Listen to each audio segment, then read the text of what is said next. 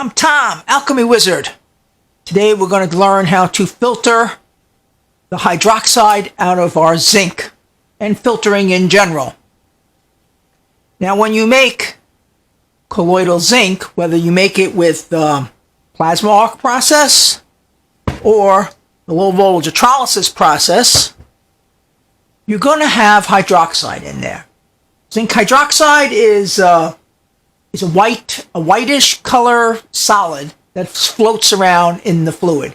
And when you do the laser trick, or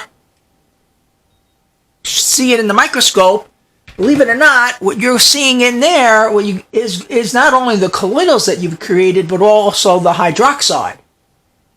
So we need to get rid of the hydroxide. If you really want to make high quality colloidal zinc, hydroxide needs to come out, whether it's from plasma arc or low voltage electrolysis zinc.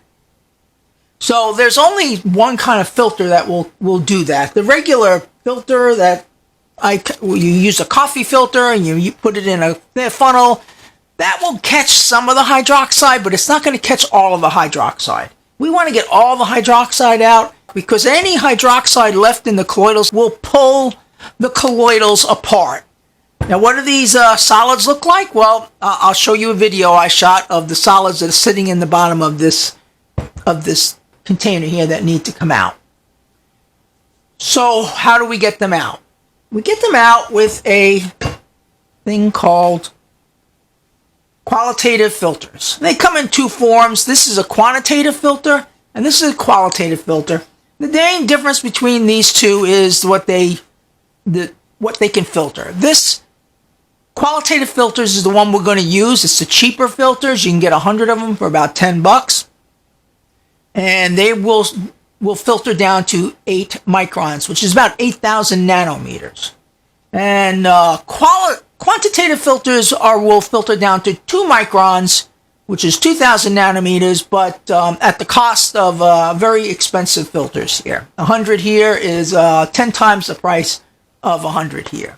And because zinc hydroxide is basically a solid, the qualitative filters will work just fine to pull that stuff out. First, I need to show you how to use a qualitative filter. I'm going to cover that next. In this video, you're going to see that we start out with a round filter that looks just like this, and then we're going to fold it in half. And then once it's folded in half, we're going to fold it again, as you'll see, into like a third. And then you're going to open the filter up by grabbing one of the sides and pulling it apart. And this was really hard for me to figure out on my own, so the video is going to help you a whole lot in what exactly we're doing here. And what we're creating is a funnel filter, a 100% secure funnel filter. Now this is the one that I just made for you guys. All right, and what we're going to do is this is my filter, and we're going to put it in here. And I don't have the sink nearby, but I'll show you a picture. In here is the filter in one of these filters, regular funnels, okay? And then you're going to take some distilled water or Arwell water, and you're going to wet the whole thing and make sure it's all stuck pretty close to the sides of the funnel so that nothing can get by. Then you're going to stick it into the beaker, and then you're going to start the filtering process. And this, I have to say, is not a quick process. This filtering, as you'll see, it's going to drip fairly slowly, and this 500 milliliter container will probably take me 40 minutes to filter the entire thing. But once that's done, these qualitative filters will have removed the hydroxide from the zinc. And that's good in a couple ways, because the hydroxide can give you stomach aches if people are sensitive to zinc hydroxide, and it offers more long-term stability for colloidals.